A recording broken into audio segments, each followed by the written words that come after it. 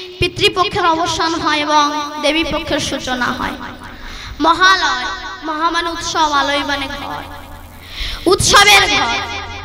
এই দিন পিতৃলোকের উদ্দেশ্যে তর্পণ করতে হয়, মানে তিল জল নিয়ে, ভোজনাদি নিয়ে, বস্ত্র নিয়ে গঙ্গা স্নান করে পূর্বপুরুষদের উদ্দেশ্যে স্মরণ করতে হয়।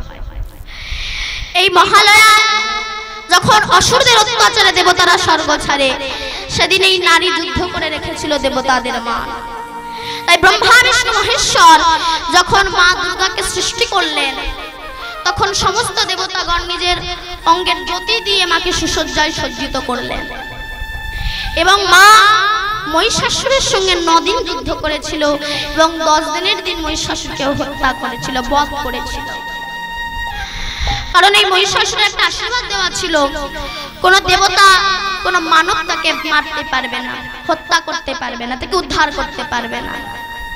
এই নারী শক্তি তাকে উদ্ধার করেছে।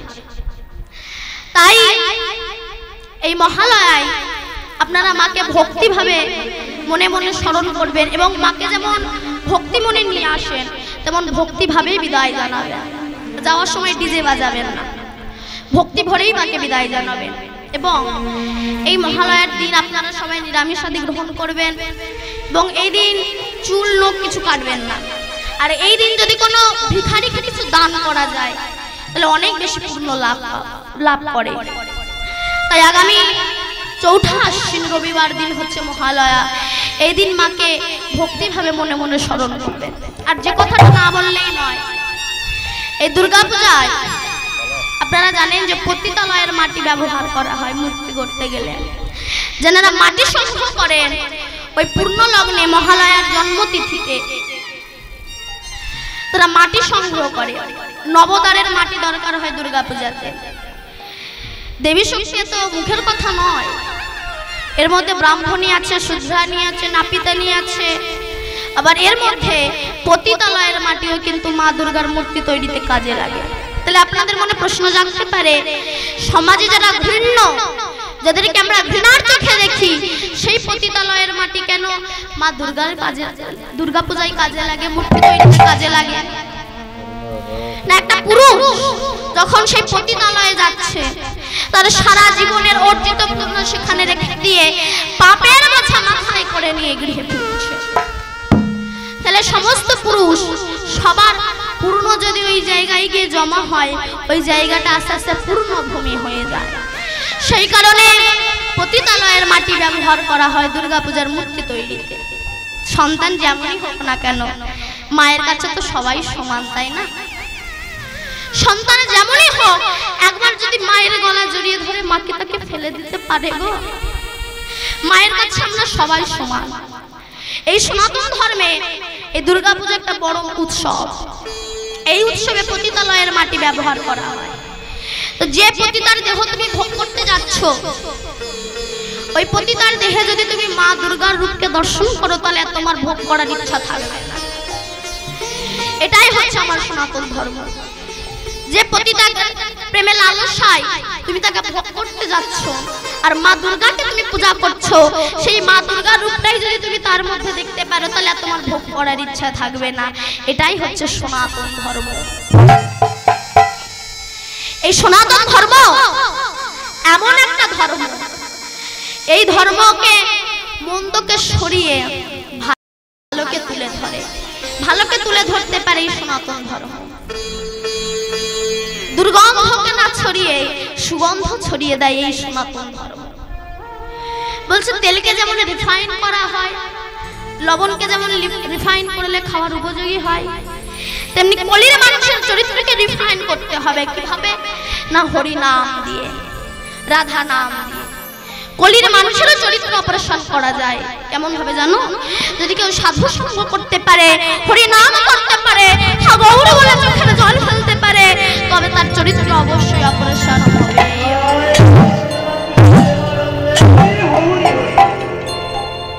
এই চরিত্রকে অপারেশন করার জন্যই তো তার আশা। সেই কারণেই তো তিনি গৌর হয়ে এসেছেন। নদিয়া নবদ্বীপে রাধা রানীকে কথা দিয়ে এসেছিলেন। রাধা রানীর চরণধুলি গায়ে মেখে কৃষ্ণ গৌর হয়ে নদিয়া নবদ্বীপে এসেছেন। তাই বললেন, দেখো জনিতাই পৌঁছে গেলাম মধুময় ধাম বৃন্দাবন।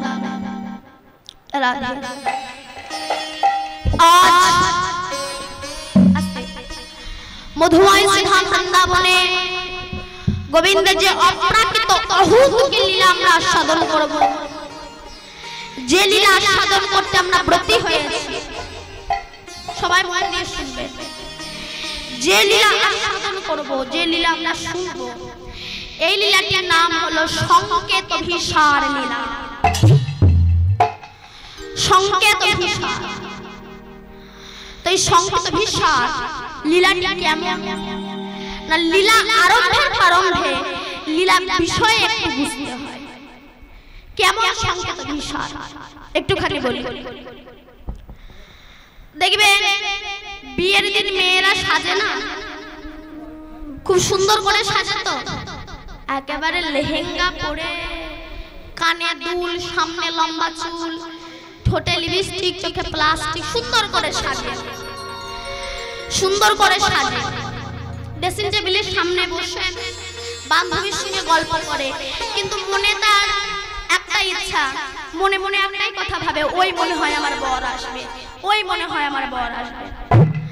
রাস্তায় অন্য কারো বরের বিয়ের গাড়ি গেলে ওই ভাবে, ওই বুঝে আমারটা আসছে। তো এই নায়ক আসবার আগে নায়িকা যে সুন্দর করে সেজে গুজে বসে থাকে, কেন? ওই আমার মিলন হবে, ওই আমার বর আসবে, ওই আমার মিলন হবে। সুন্দর করে সেজে বসে থাকে, ওই বর আসে, ওই আসে, ওই আসে, ওই আসে, কিন্তু এলো না। কি হবে?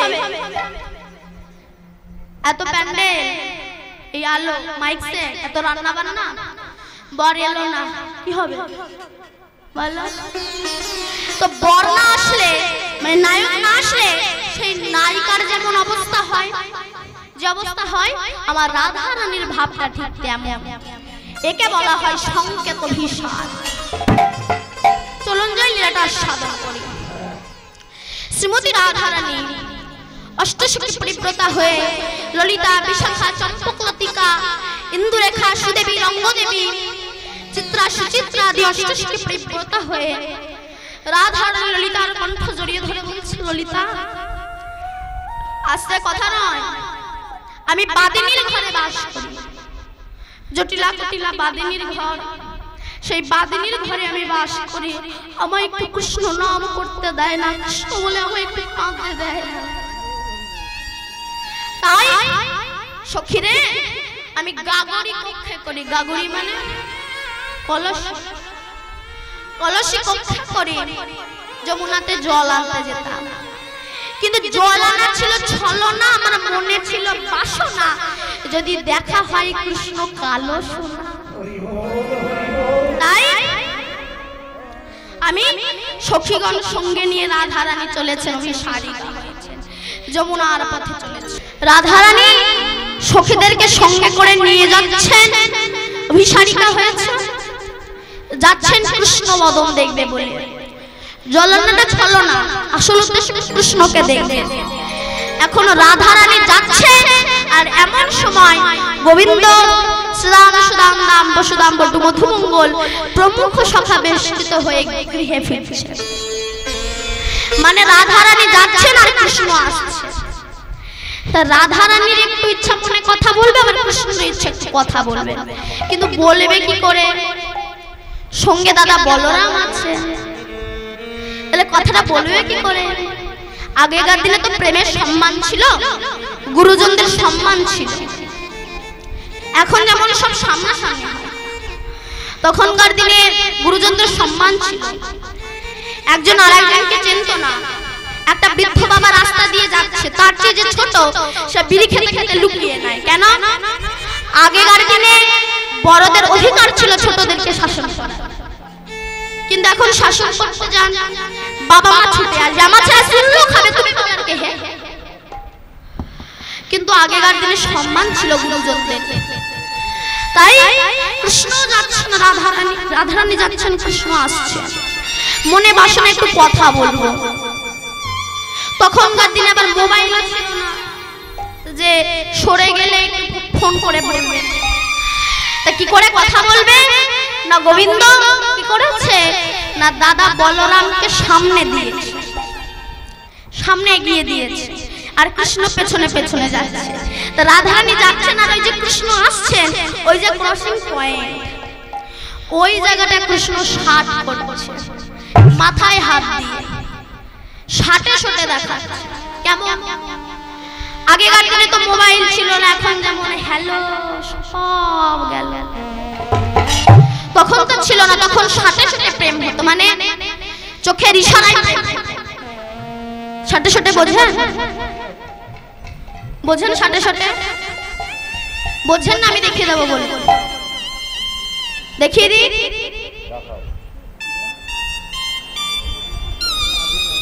এই চোখের ইশারাতে কাজটাকে করা হয়, এটাকে ষাটে ষাটে বলা হয়। তাই গোবিন্দ যাচ্ছে রাধারানীর সঙ্গে কথা বলবে বলে গোবিন্দ আমার ষাট করছে, মাথায় হাত দিয়েছে। কেমন ভাবে ষাট করছে? রসের নগর চতুর্থ বর্ণিত সেই পথে, রসের নগর চতুর্থ বর্ণিত সেই পথে,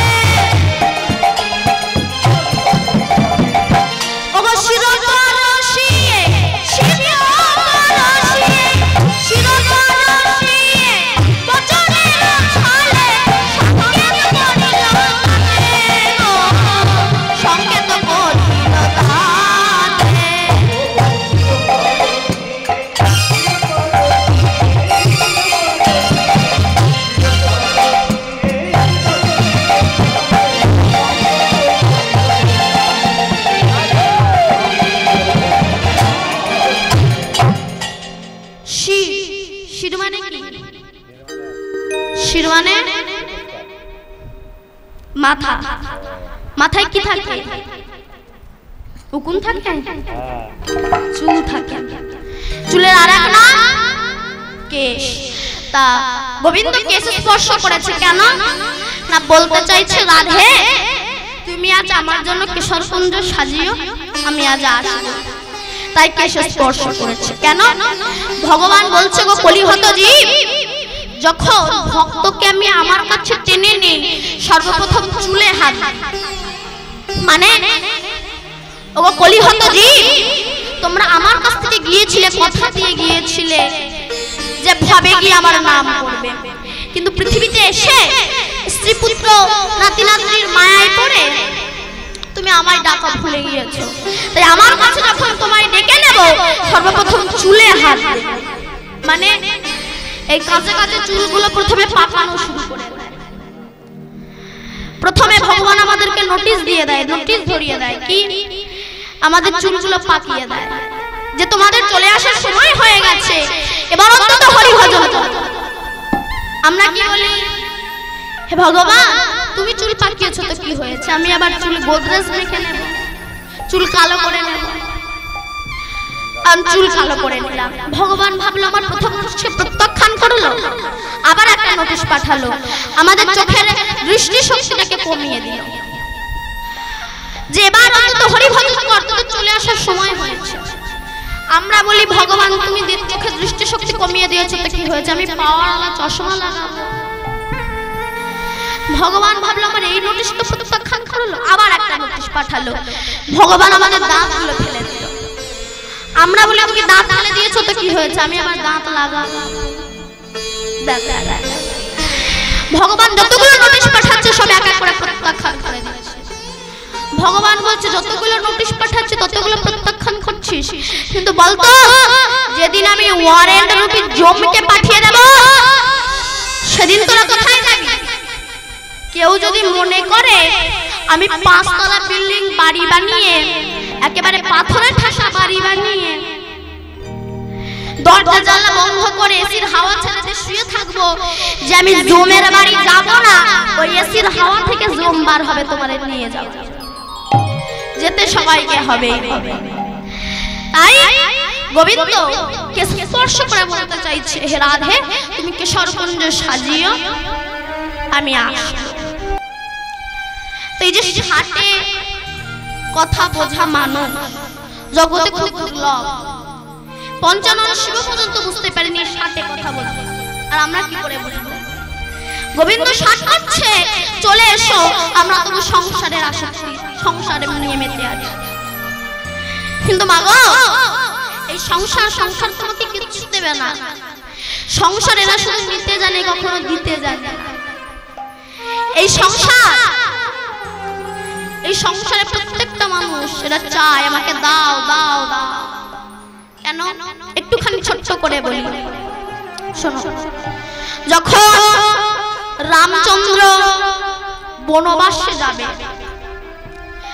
রামচন্দ্রের রাজ অভিষেক হবে, তার আগের দিন মাতা কৌশল্যা, মাতা কৈকেয়ী বসে বসে মালা গাঁথছে। এমন সময় কৈকেয়ীর বাপের বাড়ির দাসী, নাম কি ছিল তার? মন্থরা। মন্থরা কৈকেয়ীর কাছে এসেছে। কৈকেয়ী, এই কৈকেয়ী, কি হয়েছে? কি করছিস? মালা গাঁথছিস। কেন? না কল্লপ্রাতে রাম রাজা হবে, সেই মনের আনন্দে আমি মালা গাঁথছি। চুপ কর, একদম। রাম রাজা হবে, রাম যদি রাজা হয়, রাজমাতা হবে কৌশল্যা, তুই হবি ভিখারিণী। এই জগতে সতের শত্রু বেশি, অসতের বন্ধু বেশি। এ জগতে যারা মঙ্গল কাজ করে তাদের কোনো সম্মান নেই, যারা অমঙ্গল করে তাদের সম্মান বেশি। কেন? আপনি গলায় মালা তিলক দিয়ে রাস্তা দিয়ে যান, আপনার কোনো সম্মান নেই। কিন্তু একটা সুল্লুখোর হাতে যদি একটা পিস্তল নিয়ে ঘুরে বেড়ায় জগতে, তার সম্মান বেশি। এ জগতে যারা মঙ্গল কাজ করে তাদের সম্মান নেই, যারা অমঙ্গল করে তাদের সম্মান বেশি। যেমন ডুমুর। ডুমুর চেনেন? ডুমুর চেনেন না? কেমন হয়? তরমুজের মতো ডুমুর। আমরা খাবো না, ছোট ছোট। কচু শাক ভালো, ভিটামিন আমরা খাবো না। কিন্তু এই যে ফুলকপি, যা খেলে গুষ্টির গ্যাস্ট্রিক হয়, তাই আমরা 100 টাকা কেজি কিনে খাই। এ জগতে যারা মঙ্গল কাজ করে তাদের সম্মান নেই, যারা অমঙ্গল করে তাদের সম্মান বেশি। এই যে আপনারা কীর্তন শুনতে আসছেন, অনেকেই আছে আসেননি, তারা জিজ্ঞাসা করছে, হ্যাঁ রে দিদি কোথায় যাচ্ছিস? যদি বলেন হরি নাম শুনতে, নাক মুখ ছিটকে বলে এই বয়সে হরি নাম, এই বয়সে হরি নাম করবে না, তো কোন বয়সে করবে? বলে আগে একটু বুড়ো হো, তারপরে হুড়ো মারবো। তুমি যে বুড়ো হবে তার কোন রেকর্ড দলিল আছে তোমার কাছে? এমন ভাবে বলে জম যেন ঠাকুরদা লিখে দিয়েছে 100 বছর না হলে মরবে না। এই যারা বলে এই বয়সে হরি নাম করিস না, পরে করবে, এরা কারা বলেন তো? এরা কারা? এরা হচ্ছে জমের এজেন্ট। সারদা কোম্পানির এজেন্ট ছিল না, জানেন তো? কাকা 50 রাখলেই 5 লাখ। তা কাকা বলে ভাইপো কি করবো? বলে সব বেঁচে কেনে সারদায় জমা করো। কাকা সব বেঁচে কেনে সারদায় জমা করেছে, এখন কোম্পানি আউট অফ মার্কেট। কাকা বলে ভাইপো আমার টাকা। ভাইপো বলে কাকা টাকা ফাঁকা হয়ে গেছে। যেমন এই এজেন্টের কথা শুনে, সারদা কোম্পানির এজেন্টের কথা শুনে অনেক কাকা টাকা ফাঁকা হয়ে ঘুরে বেড়াচ্ছে, তেমনি জমের এজেন্টের কথা শুনে কেউ যদি নিজের হরি নাম বন্ধ করে, সে নিজে তো জমের বাড়ি যাবে, আপনাকে সঙ্গে করে জমের বাড়ি নিয়ে যাবে। অতএব এদের কথা শুনে নিজের হরি নামকে বন্ধ করতে যেও না। তাই এসে বলল, রাম যদি রাজা হয়, রাজমাতা হবে কৌশল্যা, তুই হবি ভিখারিণী। যা তোর বরের কাছ থেকে সেই দুটো বর চেয়ে নিয়ে আয়। কি বর চাইব? প্রথম বর চা আমার ছেলে ভরত রাজা হবে, আর দ্বিতীয় বর চা 14 বছরের জন্য রাম বনবাসে যেতে। মাতা কৈকেয়ী চোখের জলে ভাসতে ভাসতে বুকে পাশার বেঁধে স্বামী দশরথের কাছে এসেছে। স্বামী কে? আমি কৈকেয়ী। কৈকেয়ী এসো এসো বসো। বলো কেন এসেছো? কৈকেয়ী বলল আমার সেই দুটো বর চাইতে এসেছি। দশরথ বলল সে তো ভালো কথা, কল্লপ্রাতে রাম রাজা হবে, তোমার মনোবাসনা পূর্ণ করব। বলে কই কই তুমি কি বর চাও? কই কই বলে আমার প্রথম বর আমার ছেলে ভরত রাজা হবে। দশরথ বলছে কি বলছো কই কই? ভরত তো আমার ছেলে, কিন্তু রাম তো বংশের বড়, ও তো রাজা হবে। আর দ্বিতীয়বার 14 বছরের জন্য রাম বনবাস যাবে। শুনে রাজা দশরথ আছাড় খেয়ে পড়লো। কই কই দ্বিতীয়বারটা ফিরিয়ে নাও, কই কই দ্বিতীয়বারটা ফিরিয়ে নাও। কিছুতেই নিলেন না। কেন বলেন তো? কাঁদালে কাঁদিতে হয়, এ কথাটা মিথ্যা নয়। ব্যাংকে টাকা জমা রাখলে যেমন ডবল হয়, কিছুদিন পরে তুমি যদি কোনো মানুষের মনে আঘাত দিয়ে থাকো, সেই ব্যথাটা তোমার জীবনে ডবল হয়ে ফিরে আসবেই। কাঁদালে কাঁদিতে হয়, কথাটা মিথ্যা নয়। দশরথকে কাঁদিয়েছিল বলুন, সেই যে সিন্ধু মুনির বাবা অন্ধমুনিকে যখন মরাপুত্র নিয়ে গেল সামনে, অন্ধমুনি অভিশাপ দিয়েছিল, দশরথ তুমি আমাদের পুত্রকে মেরে আমাদের হাতের লাঠিকে কেড়ে নিয়েছো। আমি অভিশাপ দিলাম, আমি যেমন পুত্র হারা হয়ে প্রাণ হারা হয়ে বেঁচে আছি, একদিন ওই পুত্র হারা হয়ে তোমাকে প্রাণ হারাতে হবে। একটুখানি সাইনটাকে বাড়া। আজ সেই কথা দশরথের মনে পড়ে গেছে। কল্লপ্রাতে রাম রাজা হবে, সেই মনের আনন্দে মা কৌশল্যা প্রদীপ জ্বালাচ্ছে। হঠাৎ প্রদীপগুলো লিভে গেল। কি এই যে অমঙ্গলের ছায়া! রামের সন্নিকট উপস্থিত হয়ে দেখছে রামের রাজমুকুট খোলা, ছিন্ন বসন কাঙালের বেশে। কেন? রামচন্দ্র জগৎকে শিক্ষা দিচ্ছে, জগতের জি তোমরা আমার হতে শিখে না।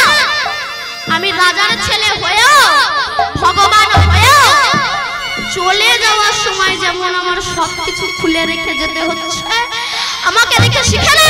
যেদিন তোমাদের যাওয়ার সময় হবে, গাড়ি বাড়ি ধন ঐশ্বর্য সব পড়ে রবে, যেমন খালি হাতে এসেছিলে তেমন খালি হাতে বিদায়।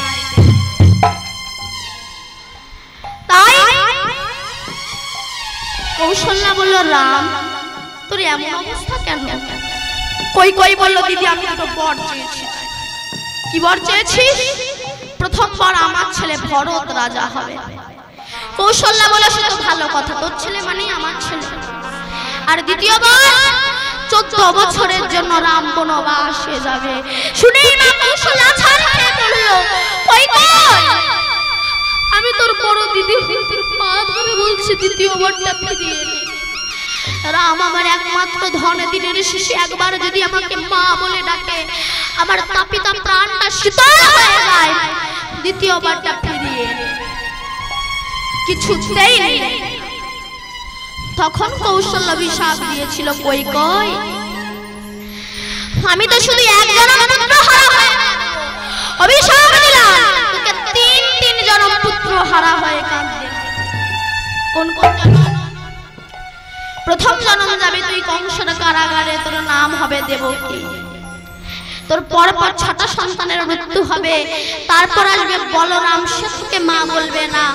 আর অষ্টম গর্ভে আসবে ভগবান শ্রীকৃষ্ণ, সেও তো স্তন দুগ্ধ পান করবে না।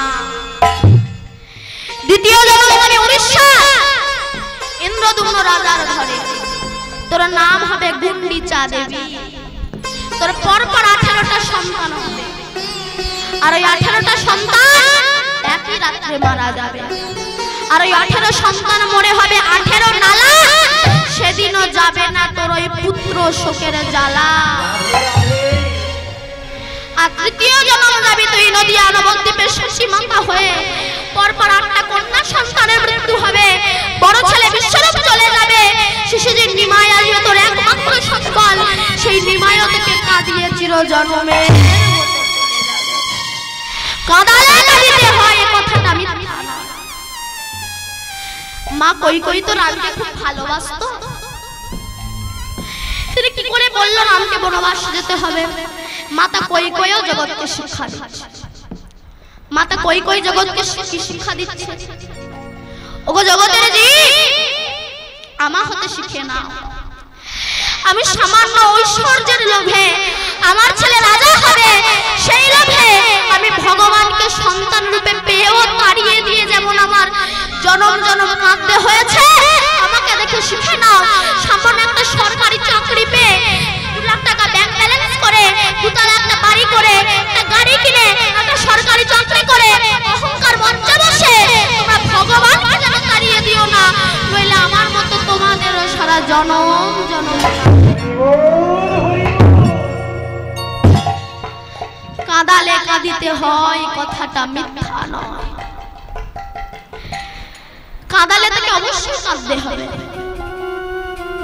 এর আরেকটা প্রমাণ আমি আপনাদেরকে দিই। যখন কুরুপক্ষের 100 ভাই সব শেষ হয়ে গেল, সবকিছু ধ্বংস হয়ে গেল, সেই সময় গান্ধারী হাতে মশাল নিয়ে 100 বিধবা বৌমাকে সঙ্গে করে নিয়ে ওই কুরুক্ষেত্রের মাঠ দিয়ে যায়।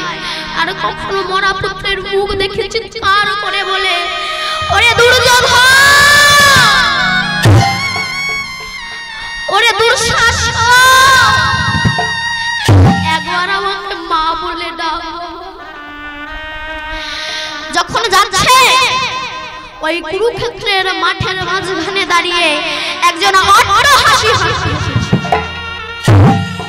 গান্ধারী বলল, কে? কার হৃদয় এত নিষ্ঠুর যে এক পুত্রহারা মায়ের কান্নার আওয়াজ শুনে হাসছে? কুরুক্ষেত্রের মাঠে দাঁড়িয়ে বলেছিল, পিসিমা আমি কৃষ্ণ। কৃষ্ণ? তুই হাসছিস বাবা? কৃষ্ণ বলল, পিসিমা হাসিটা যে তোমার ফিক্স করা ছিল। কোন দিন? না যেদিন দ্রৌপদীর বস্ত্র হরণ করছিল তোমার ছেলেরা, সেই দিন দ্রৌপদী মনে মনে ভেবেছিল জেঠিমা তো নারী জাতি, হয়তো আমি তার কাছে গেলে উদ্ধার হব, তাই তোমার দরজায় ছুটে গিয়েছিল, জেঠিমা আমায় রক্ষা করো। তুমি দ্রৌপদীর মুখের সামনে দরজা বন্ধ করে দিয়ে অট্ট হাসি হেসেছিলে, তাই সেই হাসি আজ তোমার জীবনে ডবল হয়ে দেখা দিয়েছে, তাই আমি এখন হাসছি। গান্ধারী বলছে, বাবা আমার তো এখন সবকিছু শেষ হয়ে গিয়েছে, একটু সাউন্ডটাকে বাড়াও। এখন তো আমার সবকিছু শেষ হয়ে গিয়েছে, আমার 100 পুত্র চলে গিয়েছে, গাড়ি বাড়ি ধন ঐশ্বর্য সবকিছু চলে গিয়েছে, এখন আমার করণীয়টা কি বলতে পারো? কৃষ্ণ বলল, পিসিমা তুমি বিশ্বমশাইকে সঙ্গে করে নিয়ে ভজনে প্রবেশ করো। এরা খেত কি? যে পঞ্চ পাণ্ডবকে মারার চেষ্টা করেছিল, যাদেরকে বনবাসে দিয়েছিল, যাদেরকে অজ্ঞাতবাসে দিয়েছিল, যে দ্রৌপদীর বস্ত্র হরণ করতে চেয়েছিল, সেই দ্রৌপদী রান্না করে দিত, তাই এরা দুজনা বসে বসে খেত। বিদুর বলেছিল না, দাদা তোমার লজ্জা করে না? যাদেরকে মারার চেষ্টা করেছো তারা রান্না করে দিচ্ছে আর খাচ্ছে, তোমার লজ্জা করে না? ধৃতরাষ্ট্র বলেছিল, তুমি খাই বলে এত বড় বাক্যে আমায় জর্জরিত করলে, যার খাবো না। যুধিষ্ঠির খাবার এনেছে, জ্যাঠামশাই খেয়ে না। না বাবা আমি আর খাবো না। কেন জ্যাঠামশাই? বাবা তোর হাত দুটো একটু দিবি আমার। কেন? দে না। যুধিষ্ঠির হাত ধরে বলছে, বাবা আমি তো তোর কাছে কিছু চাইনি, আমার শেষ জীবনে তোর কাছে আমার একটা চাওয়া আছে, দিবি বাবা? বলো জ্যাঠামশাই। ধৃতরাষ্ট্র বলল, যুধিষ্ঠির জানো বাবা, আমার কৃষ্ণকে একটু আমার কাছে নিয়ে আয় না, আমি একটু প্রাণ ভরে তাকে দর্শন করব। যুধিষ্ঠির ছুটতে ছুটতে গিয়েছে, কৃষ্ণ কে? আমি যুধিষ্ঠির। কি হয়েছে দাদা? কৃষ্ণ আমার জ্যাঠামশাই তোমায় দেখতে চেয়েছি, একটু যাবে? কৃষ্ণ বলল, সময় কেউ যদি একবার নয় ওই আমায় ডাকে, আমি কি তার ডাকে না গিয়ে থাকতে পারি গো? আমি যাব। এসে দাঁড়িয়েছি ধৃতরাষ্ট্রের সম্মুখে, এসে মশাই আমায় ডাকছে। বাবা আয় তো আমার কাছে একটু আয় না, তোর হাত দুটো একটু দে বাবা। কৃষ্ণের হাত দুটো ধরে বলছে বাবা আমি তো অন্ধ, জীবনে কোনোদিনও কৃষ্ণ বদন দর্শন করিনি, আমার নয়ন দুটো একটু ফিরিয়ে দিবি বাবা, আমি একটু প্রাণ ভরে কৃষ্ণ বদন দর্শন করব। যেই না ধৃতরাষ্ট্র কৃষ্ণ কৃষ্ণ বলে চোখের জলে ভেসে ভেসে কাঁদছে, কৃষ্ণ কৃষ্ণ বলি যখন কাঁদিতে লাগিল, কৃষ্ণ স্পর্শে ধৃতরাষ্ট্র নয়নে ফিরিয়া পাইল,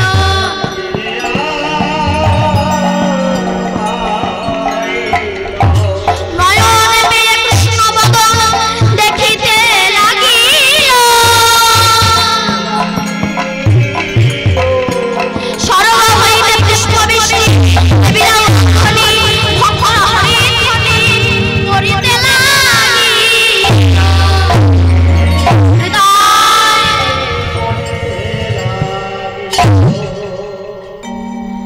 ব্যাস তাই আমার গোবিন্দ সংকেত করে চলে গেলেন, সংকেত করে ধেনুবৎসকে নিয়ে চলে গেলেন। কেমন ভাবে গোধেনু চালাইয়া শিশুগণ লইয়া, গোধেনু চালাইয়া শিশুগণ লইয়া কমল করিয়া গোধে,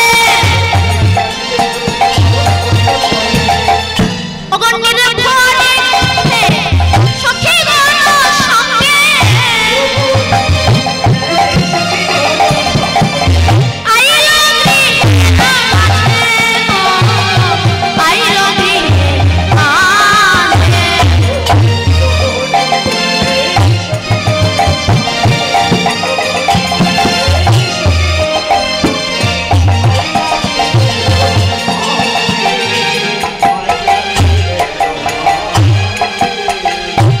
রাধারানী এসে বলছে সই, কৃষ্ণ আমায় সংকেত করলো কেশে স্পর্শ করে, কেশে একটা কেশর কুঞ্জ হয় আর একটা হয় কেশি ঘাট, তো আমাকে কোথায় যেতে বলেছে তোরা আমায় বুঝিয়ে দে। যেই বলেছে এমন সময় বাসুলিয়া দেশে কহে চণ্ডী দাসে, বাসুলিয়া দেশে কহে চণ্ডী দাসে শোনো রাধার ছিয়ে তোমায় মধুর সংকেত না ছাড়ো না ছাড়ো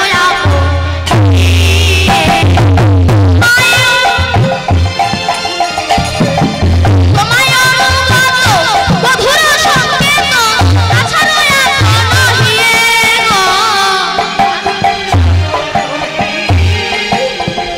বলে যেতে বলেছে, যেতে বলেছে আমার তোমায় যেতে বলেছে, আজ রাধা মিলন হবে নাগর তোমায় যেতে বলেছে,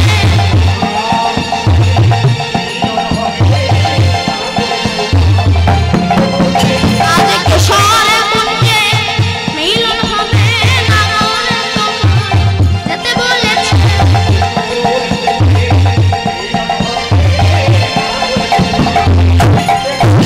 আজ কিশোর কুঞ্জে মিলন হবে, কিশোর কুঞ্জে মিলন হবে।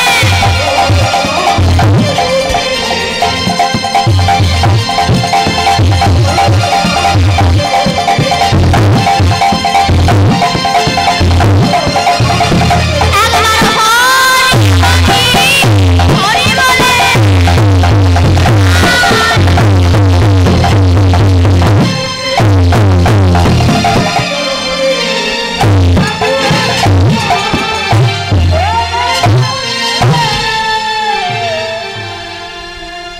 তোমায় যেতে বলেছে কিশোর কুঞ্জে। তো রাধারানী ভাবছে আমি যে কৃষ্ণ দর্শনে যাব, আমার শাশুড়ি ননদী বাদী, আমি কিভাবে কৃষ্ণ দর্শনে যাব, কিভাবে কৃষ্ণ বদন দর্শন করব। সখীদেরকে একত্রিত করে রাধারানী বলছে, সখী তোরা আমায় পথ বলে দে, আমি কিভাবে কৃষ্ণের সঙ্গে দেখা করতে যাব, কিভাবে যাব।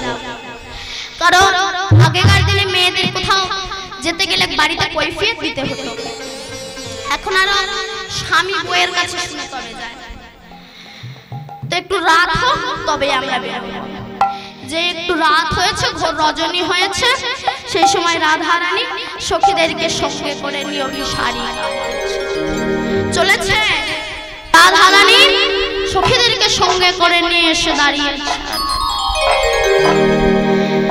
দাঁড়িয়েছে যে একটু সরকুঞ্জ সাজাবো, আমার গোবিন্দ আসবে।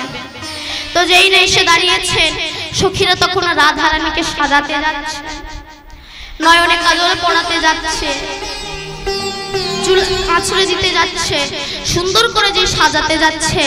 রাধারানী তখন সখীদেরকে বলছে, সখীরে আমার সাজার দরকার নাই। কেন?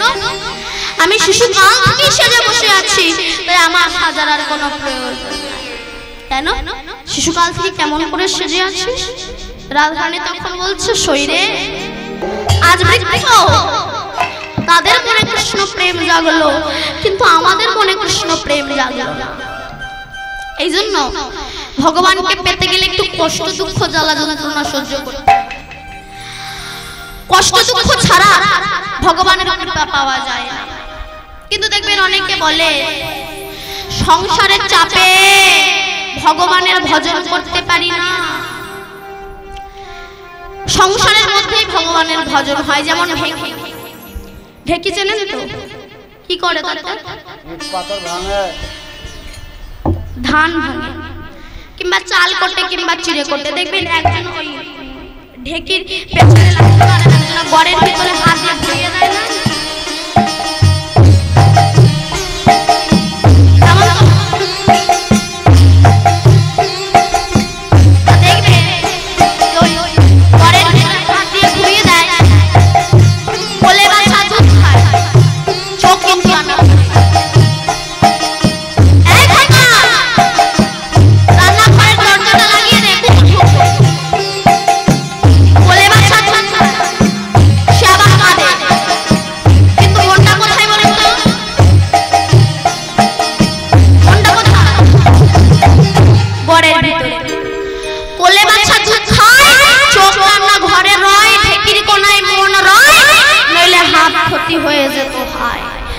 ওই ঢেকির গড়ের ভিতর থেকে যদি মন উঠে যেত, তবে ঢেকি পড়ে হাত চূর্ণ বিচূর্ণ। তেমনি সংসার করো, স্বামী সেবা করো, পুত্র প্রতিপালন করো, আত্মীয় স্বজনকে সেবা করো, মনটা গোবিন্দ চরণে দিয়ে দাও, তাই গৌর হরি বল বলে গোবিন্দের কৃপা হবে। এই জন্য ভগবানকে পেতে গেলে একটু কষ্ট দুঃখ সহ্য করতে হবে। যেমন আমাদের এই যে ভগবানের কাছে দুঃখ করে বলছে, হে ভগবান আমরা দুই কান, আমাদের নেই কোনো সম্মান। দুই ভাই পাশাপাশি থেকেও এক ভাই আর এক ভাইয়ের মুখ জীবনে দেখতে পেলাম না। এ যখন একে দেখতে আসে তো ঘুরে যায়, এ যখন একে দেখতে আসে তো ঘুরে যায়। দুই ভাই পাশাপাশি থেকেও এক ভাই আর এক ভাইয়ের মুখ জীবনে দেখতে পেলাম। তারপর স্কুলে গেলাম, মাস্টার মশাই পড়া জিজ্ঞাসা করলো, না বলতে পারলে কানটাকে ধরে লাল হয়ে যায়। বলেন তো প্রভু দোষটা কি আমার? দোষটা তো মনের মনে রাখতে পারি, এই কানটাকে ধরে আগে নিয়ে যায়। তারপর মাঠে ঘাটে যখন আমার চাষি ভাইরা বিড়ি ধরায়, ওই বিড়ির আগুন যখন লিভে যায়, গরম বিড়ি কানে গুঁজে রেখে দেয়। বলুন তো প্রভু ওই গরম জিনিস আমাকে সহ্য করতে। তারপর যারা কাঠের মিস্ত্রির কাজ করে, তারা পেন্সিল দিয়ে ওই কাঠে দাগ দিয়ে ওই পেন্সিল কানে গুঁজে রেখে দেয়। ওই ভারী জিনিস আমাকে সহ্য করতে। তারপরে তবু ছেলেদের কান হলে হতো, কিন্তু মেয়েদের কান হলে কোনো রক্ষা নেই। আগেকার মায়েরা ছোট ছোট দুল করতে, কিন্তু এখন যা পড়ে গাড়ির চাকা পর্যন্ত হাল ছিঁড়ে পড়ে যাচ্ছে, পাশে আর একটা ফুটো পড়েছে। তাও কষ্ট করে আছে, দেখি পরিণতি কি হয়। কিছুদিন পরে কোথা থেকে সেই জন্মের করোনা এলো, মাস্ক জন্মের ঠেসা ঠেসে ছিল। তাও কষ্ট করে আছে, দেখি পরিণতি কি হয়। কিছু কিছুদিন পরে দুটো খুঁটি ঢুকিয়ে দিল। খুঁটি বোঝেন? খুঁটি মানে চশমা। চশমা নাকে পড়ে, নাক বলে তোর জন্য মারে। তাও কষ্ট করে আছি, দেখি পরিণতি কি হয়। আমার এই কান জন্ম হওয়া কোন দিন ধন্য হলো জানো? যার কান হয়ে আছে তার যখন কৃষ্ণ ভক্তি জন্মালো, সে যখন গুরুর কাছে গেল, গুরুদেব যখন কানটাকে ধরে সেই কানে হরে কৃষ্ণ কৃষ্ণ কৃষ্ণ হরে হরে, হরে রাম রাম রাম হরে হরে মন্ত্র দিল, আমার এই কান জন্ম হওয়া ধন্য হয়ে গেল। তাই ভগবানকে পেতে গেলে কষ্ট দুঃখ সহ্য করতে হয়। তো আজ বৃক্ষ তারা বলছে রাধে কথা দাও, আগামী জন্মে বৃন্দাবনের লতা করবে, তুমি গেলে তোমার পায়ের পেছন খাবো আমরা, তাই কথা দাও আমরা যেন পরবর্তী জন্মে বৃন্দাবনের লতা করে জন্ম দিই। রাধা রানী কথা দিলেন, যেই কথা দিলেন ফুল বলে অমনি সঙ্গে সঙ্গে ঝরে পড়লো। রাধা রানী ওই ফুল নিয়ে এসে কুঞ্জ সাজিয়ে বসে আছে। কেন? ওই আমার কৃষ্ণ আসবে, ওই আমার কৃষ্ণ আসবে, ওই আমার কৃষ্ণ আসবে। কিন্তু এই যে কৃষ্ণ এতে এই যে বাধা পড়ে যাবে কোথায়? না চন্দ্রাবলীর কুঞ্জে। যেই কুঞ্জ সাজিয়ে বসে আছে আর ওদিকে গোবিন্দ আসছে রাধা রানীর কুঞ্জে। কেমন ভাবে? যাই চুপি চুপি, যাই চুপি চুপি,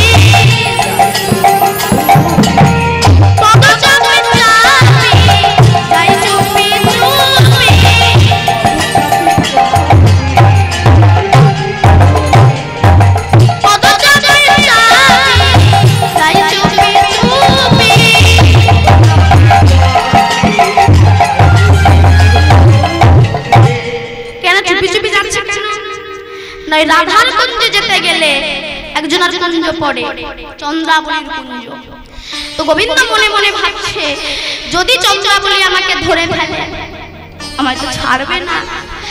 তাই গোবিন্দ কি করেছে? নিজের নুপুর কানা খুলে মাথায় তুলে নিয়েছে।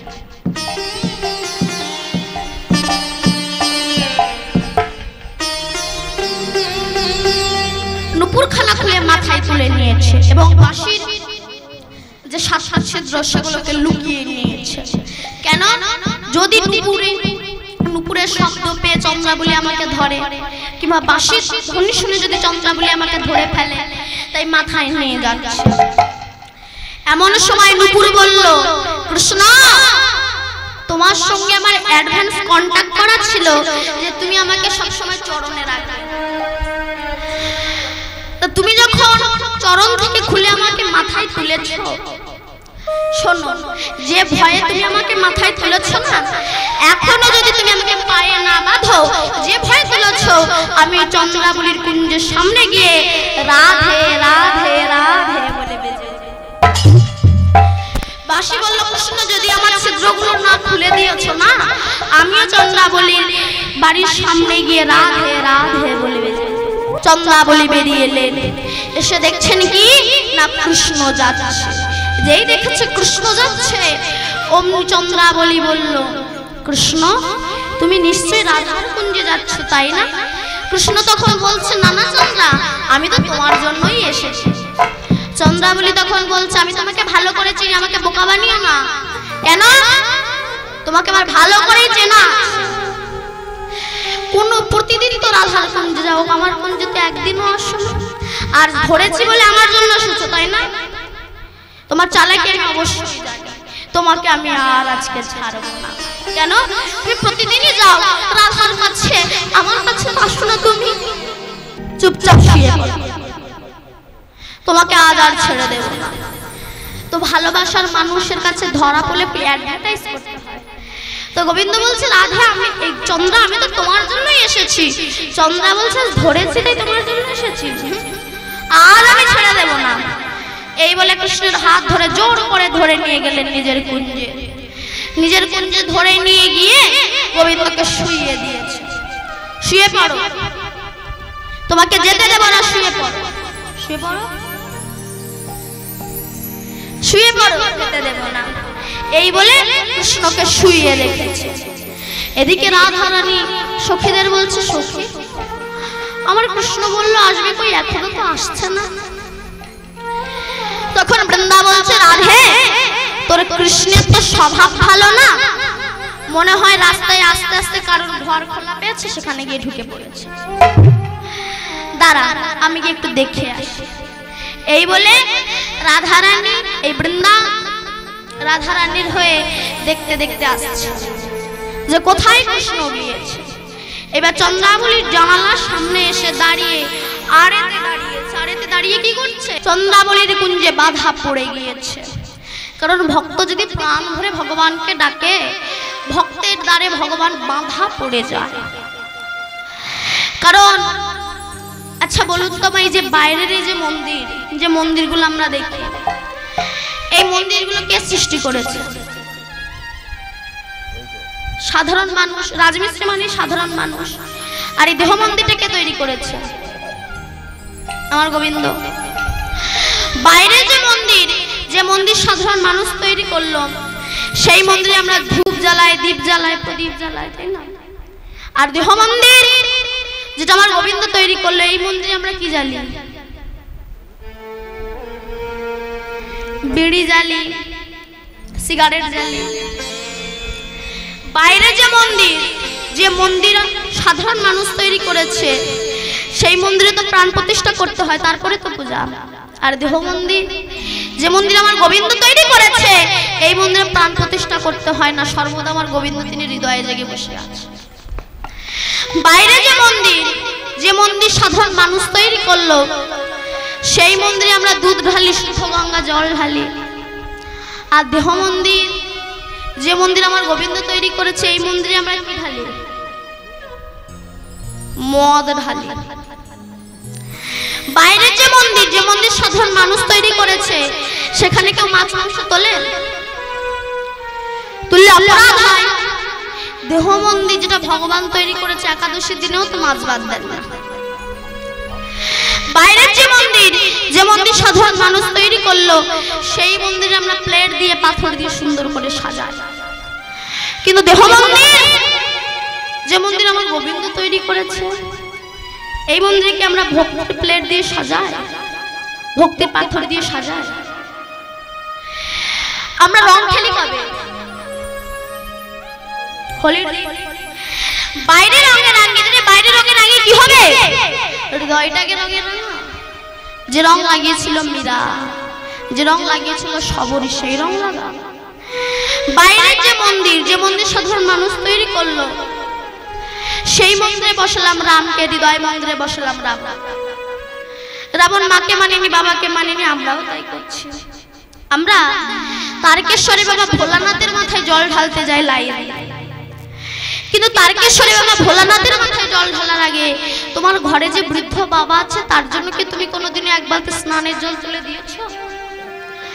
তুমি যাচ্ছ তারকেশ্বরী বাবা ভোলানাথের মাথায় জল ঢালতে, সেই জল নেবে বাবা ভোলানাথ? তোমার ঘরে যে বৃদ্ধ বাবা আছে, তাকে তুমি খুশি করো, তবে তো বাবা ভোলানাথ খুশি হবে।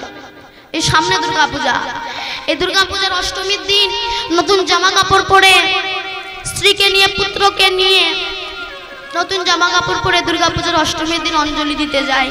ঘরের একটা বৃদ্ধ বাবা মা জামা কাপড় পায় না, দরজার ধারে পড়ে আছে। মা দুর্গা তাদেরকে বলতে চাইছ, রে মাটিরই দেবদেবী পুজিস রে, তুই আগে তোর ঘরে দুটো দেবদেবীকে পূজা কর। জীবন তো দেবদেবী পেল না, আমাকে তোরা কি দিবি? বাইরের মন্দিরে বসালাম রামকে, হৃদয় মন্দিরে বসালাম রাবণকে।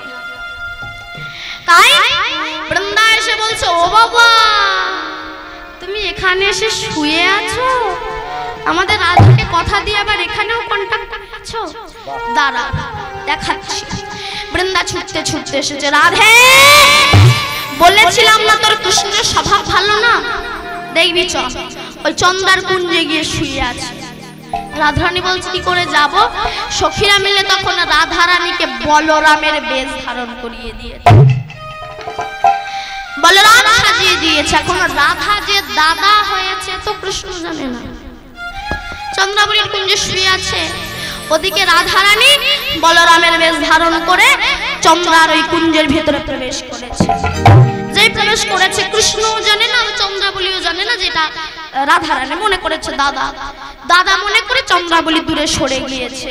যেই সরে গিয়েছে রাধারানী কৃষ্ণের হাত ধরে বাইরে টেনে এনেছে। যেই হাত ধরে টেনে এনেছে, এখন মেয়েদের হাতগুলো একটু নরম নরম হয়, শক্ত হয়, নরম হয়। রাধারানীর হাতটা একটু নরম নরম, তা গোবিন্দ রাধার হাতটা ধরে বলছে, একটা কথা বলবে, একটু সত্যি করে বলবে? কি? একটা কথা বলি, একটু সত্যি করে বলো না। কি? তুমি দাদা না দিদি গো, দাদা না দিদি গো, তোমার ভাব দেখে মনে হয় দাদা না দিদি গো,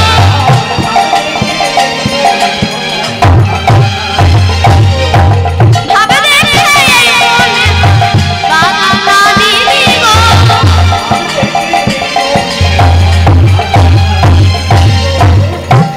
যেই বলেছে তুমি দাদা না দিদি, যেই কথাটা বলেছে সখীদের তখন হাসি পেয়েছে। তখন সমস্ত সখীগণ বসন নিয়ে মুখে দিয়ে হাসছে। এখন মেয়েদের হাসার অনেক রকম ডিজাইন আছে, তো সখীরা বসন নিয়ে মুখে দিয়ে আর হাসছে। তাই বলছে বদনে বসন দিয়া সখীগণ হাসে, বদনে বসন দিয়া সখীগণ হাসে। রাধা কৃষ্ণের মিলন হলো মনোরম বেশে, রাধা কৃষ্ণের মিলন হলো মনোরম বেশে। বৃন্দাবনে রাধা কৃষ্ণের মিলন হইল, বৃন্দাবনে রাধা কৃষ্ণের মিলন হইল। বদন ভরে সবাই মিলে হরি হরি বলো, বদন ভরে সবাই মিলে হরি হরি বলো। রাধা গোবিন্দ লীলা এইখানে রহিল, রাধা গোবিন্দ লীলা এইখানে রহিল। বদন ভরে সবাই মিলে হরি হরি বলো, হরি বল।